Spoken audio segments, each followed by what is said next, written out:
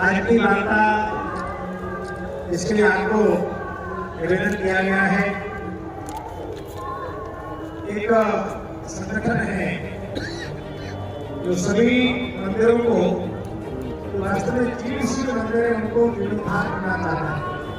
हमारे शास्त्रों में ऐसा कहा है कि एक मंदिर बनाया जाए नया, 10,000 नए मंदिर बनाए जाए और उसी पुराने एक मंदिर का जीर्णोद्धार करा दिया जाए तो 10,000 अयोध्या जी बैठ जाइए 10,000 नए मंदिर बनाने का पुण्य प्राप्त होता है।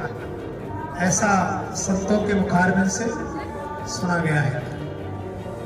ये जो संस्था है मंदिर विकास महापरिषद, दिल्ली और हरियाणा और अन्य क्षेत्रों के कई प्रबुद्ध लोग इससे जुड़े हैं। उन्होंने सब लगभग नौजवान हैं, योजना बनाई है कि बड़े बड़े मंदिरों में तो सभी जाते हैं, जाना चाहिए, अच्छी बात है, क्योंकि मंदिर हमें आध्यात्मिक ऊर्जा प्रदान करते हैं। साथ में ही जो कहीं न कहीं प्राचीन जो धरोहर हमारी है, तो उनके मन में आया कि ये कार्य हम कहाँ से प्रारंभ करें। एक दो मंदिरों का, 2-4 मंदिरों का, 10 मंदिरों का, कुछ मंदिरों का उन्होंने जीर्णोद्धार किया भी है। सोचा कि कहाँ से प्रारंभ करें। एक मन में उनके ललक हुई, इच्छा हुई। दिल्ली में मेरे से मिलना हुआ उन लोगों से। उन्होंने कहा मेरी ऐसे मन में संकल्प है। तो मैंने कहा कि आप कुंभ में पधारिए और कुंभ में आकर के इसका प्रारंभ करते हैं। पतितपावनी भूमि माँ गंगा यमुना सरस्वती का पावन तट है, वही प्रारंभ करेंगे। लोगों ने बड़े उत्साह के साथ, आनंद के साथ आयोजन किया है। अभी शाम को अपने सामने ही पांडाल है, जगन्नाथ सेवा ट्रस्ट का पांडाल में सांस्कृतिक कार्यक्रम है इसी संस्था के माध्यम से। 7:30 से लेकर के करीब 9:30 बजे तक रहेगा वो कार्यक्रम। मेरा प्रार्थना है कि आप उसमें भी पधारें। कल प्रातः 9:30 बजे के करीब यहाँ से एक यात्रा निकालेंगे। 108 त्रिशूल बना के लाए और जिन जिन मंदिरों का जीर्णोद्धार करेंगे उन मंदिरों को वहाँ पर स्थापित करेंगे कि मंदिर शक्ति का प्रतीक है। वो मंदिर त्रिशूल यहाँ लेकर के आ रहे हैं। तो कल यहाँ से त्रिशूल यात्रा यहाँ से निकलेगी और हम लोग संगम तक जाएंगे। वहाँ सभी त्रिशूलों का अभिषेक होगा, पूजन होगा। उसके बाद वो यात्रा यहाँ वापस आएगी, सम्मान होगा। और उस त्रिशूल अभिषेक के साथ ही ये जो उनका अभियान है प्राचीन जीर्णशील मंदिरों का उन्हें नवीनीकरण कार्य प्रारंभ हो जाएगा। उन्हीं की प्रतीक्षा हम लोगों को है कि वो शीघ्र आ जाए तो और विस्तार से अपनी बात रख पाएंगे।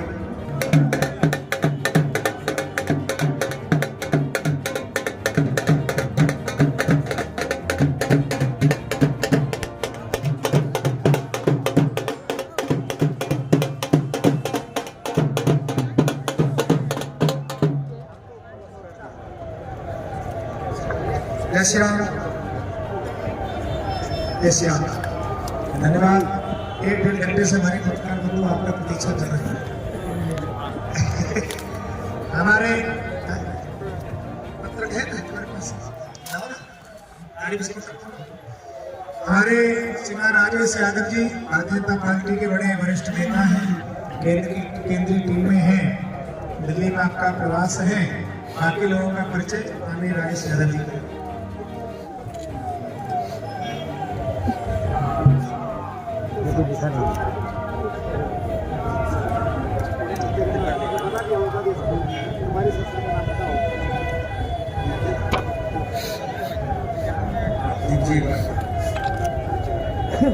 आप सभी को सादर प्रणाम।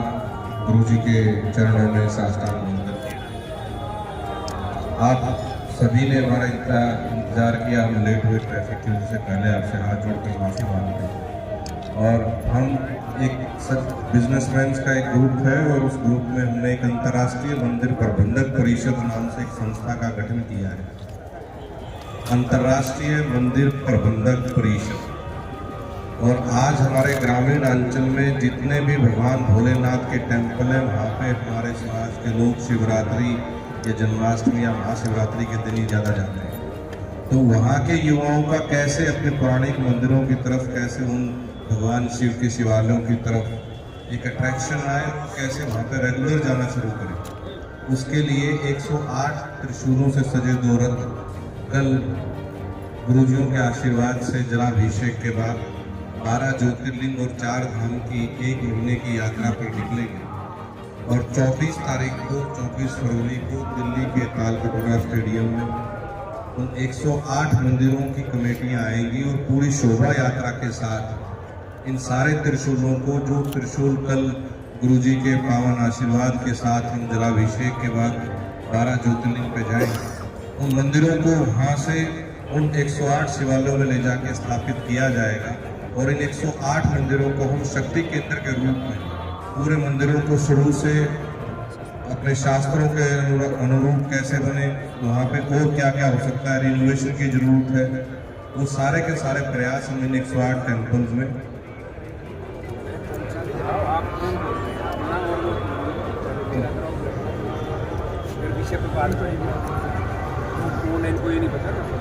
तो ये हमारा प्रयास है। हमारे बीच में हमारी संस्था के राष्ट्रीय कार्यकारी अध्यक्ष श्री राजेश यादव जी आए हैं। राजेश जी 2010 से 2015 तक लगातार 2 बार भारतीय जनता पार्टी युवा मोर्चा के राष्ट्रीय उपाध्यक्ष रहे हैं।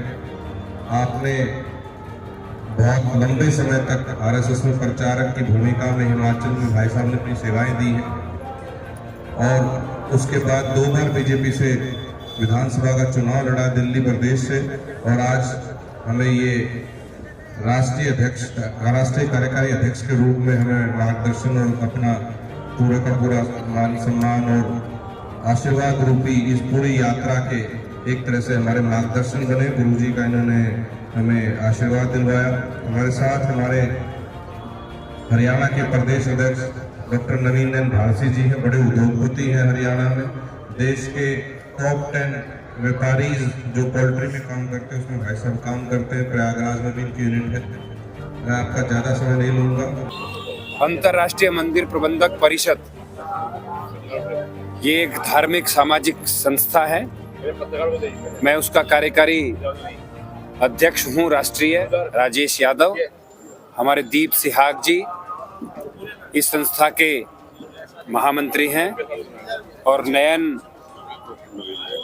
भारसी जी हमारे हरियाणा के अध्यक्ष हैं। चंद्रबाज यादव जी हमारे प्रयागराज के अध्यक्ष हैं और पूज्य महंत नवल किशोर दास जी महामंडलेश्वर जी हमारे मार्गदर्शक हैं। अंतर्राष्ट्रीय मंदिर प्रबंधक काउंसिल के द्वारा किस तरह का कार्यक्रम प्रयागराज महाकुंभ में होगा? प्रयागराज से एक यात्रा प्रारंभ होने जा रही है, जैसा कि आपको बताया ही है। 12 ज्योतिर्लिंग और 4 धाम पे यात्रा जाएगी और हमारे महासचिव दीप सिहाग जी इसको लीड करेंगे, नेतृत्व करेंगे और 30 दिन इस यात्रा में रहेंगे। 65 शहरों से जाएगी। 12 ज्योतिर्लिंग और 14 धाम 4 धामों पे जाएगी। युवाओं का जनजागरण करेगी। महाविद्यालयों में, यूनिवर्सिटीज़ में इसके अनेकों बहुत बड़े आयोजन होंगे। दिल्ली में इसका समापन होगा शिवरात्रि के दिन फरवरी 24-25 में। मंदिरों का रखरखाव का भी विषय हमने लिया है, युवाओं के जागरण का भी विषय लिया है, धर्म और टेक्नोलॉजी को जोड़ने का भी विषय लिया है। साथ में धार्मिक आस्था तो है ही, तो प्रयागराज से ये कल प्रारंभ होगी 25 जनवरी प्रातः और 26 की शायद शिवरात्रि है, तो 26 को इसका हम समापन करेंगे। ऐसा एक मोटे तौर पे 8000 किलोमीटर की ये यात्रा है। स्किल डेवलपमेंट का भी इसमें काम लिया है। सरकार से अनुदान हम नहीं लेंगे, कोई हमारी ऐसी अपेक्षा नहीं है कि हम सरकारी अनुदान पे काम करें। 108 त्रिशूल का पूजन अर्चन से ये यात्रा प्रारंभ होगी। इसका मूल तत्व क्या रखा गया है इसके पीछे का? हमने पूरे भारतवर्ष से ऐसे 108 भगवान शिव के शिवालय चिन्हित किए हैं, जिन शिवालयों को एक पूरी तरह से रिमैप करने की जरूरत है। वहाँ के लोकल युवाओं को उनसे जोड़ने की जरूरत है। सर, माफ कीजिएगा एक बार। हमने 108 भगवान शिव जी के मंदिर, जिनको हम गांव में शिवालय बोलते हैं, ग्रामीण अंचल में शिवालय बोलते हैं, ऐसे एक 108 शिवालयों में ये सारे के सारे त्रिशूल जो 12 ज्योतिर्लिंग और 4 धाम जाने के बाद एक शक्ति केंद्र के रूप में उभरेंगे। और ये 108 शिवालयों में स्थापित होकर उन शिवालयों का पूरा दोबारा से रिनोवेशन का काम शुरू करेंगे और कोशिश करेंगे कि वहाँ का लोकल जो यूथ जो हमारे सनातन से थोड़ा सा दूर हट रहा है, उसको दोबारा से उस शक्ति केंद्र के रूप में विकसित करके उस हमारे कल्चर से, हमारी संस्कृति से जोड़ा जाए। सर, किस तरह से टेक्नोलॉजी का इसको उपयोग किया जा रहा है और टेक्नोलॉजी को धर्म और बहुत सारे हमारे युवा साथी, बुजुर्ग, हमारे सम्मानित बुजुर्ग ऐसे हैं जो देश से बाहर भी रहते हैं, जो कुंभ जैसे पावन पवित्र मौके पर भी ट्रैवल नहीं कर पाते। कभी किसी की हेल्थ इश्यू होता है, किसी का उम्र का इश्यू होता है, तो उस चीज़ को देखते हुए हमने इस पूरी यात्रा को वर्चुअल रियलिटी का हम शूट कर रहे हैं। कहाँ जाना है, कैसे जाना है, ये हमारी मीडिया टीम पूरी तरह से शूट करके उनको आज की जो एडवांस टेक्नोलॉजी है, जिसको वर्चुअल रियलिटी VR बोलते हैं, अभी काशी विश्वनाथ बाबा के भी यहाँ पे वो उसका एक पूरा VR भी दर्शन प्रारंभ हुआ है।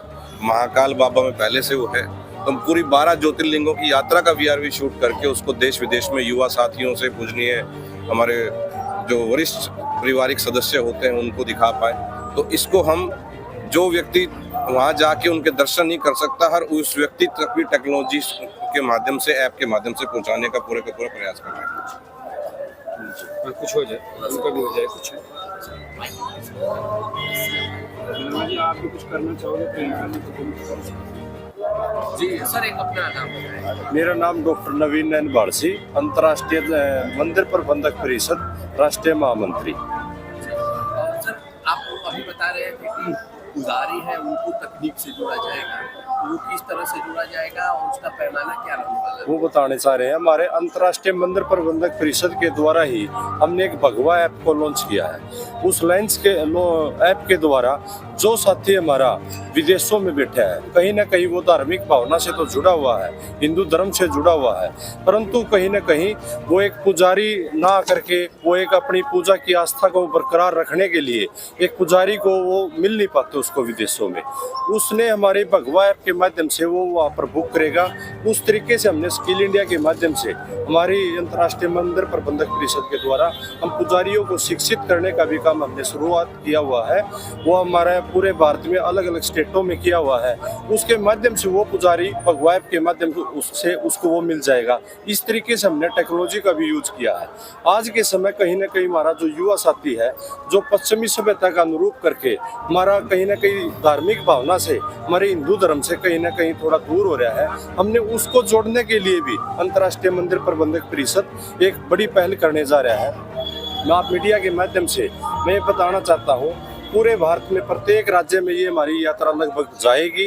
ये कम से कम 9000 किलोमीटर की यात्रा है और ये 65 बड़े बड़े शहरों से होकर के गुजरेगी, 3 महासागरों से होकर के गुजरेगी। ये जहाँ भी यात्रा जाए, मैं प्रत्येक हिंदू को, प्रत्येक हमारे भारत के वासी को निवेदन करना चाहूँगा, हमारा ये अंतर्राष्ट्रीय मंदिर प्रबंधक परिषद की एक ऑनलाइन वेबसाइट भी है, हमारी ऐप भी है, सब पे हमारा शेड्यूल डाल दिया जाएगा। सभी साथी अपने अपने जिला हेडक्वार्टर पर, अपने अपने स्टेट पे, अपने अपने जहाँ पर भी जो नज़दीक साथी मिले, वो इस यात्रा में जुड़ने का भी काम करे। और हमारी जो धार्मिक भावना है, हमारी हिंदू धर्म को आगे बढ़ाने की भावना है, हमने जिस धर्म में जन्म लिया है उसकी हमारी भी एक इंसानी तौर पर जिम्मेवारी बढ़ती है, हम उस धर्म के लिए भी काम करें।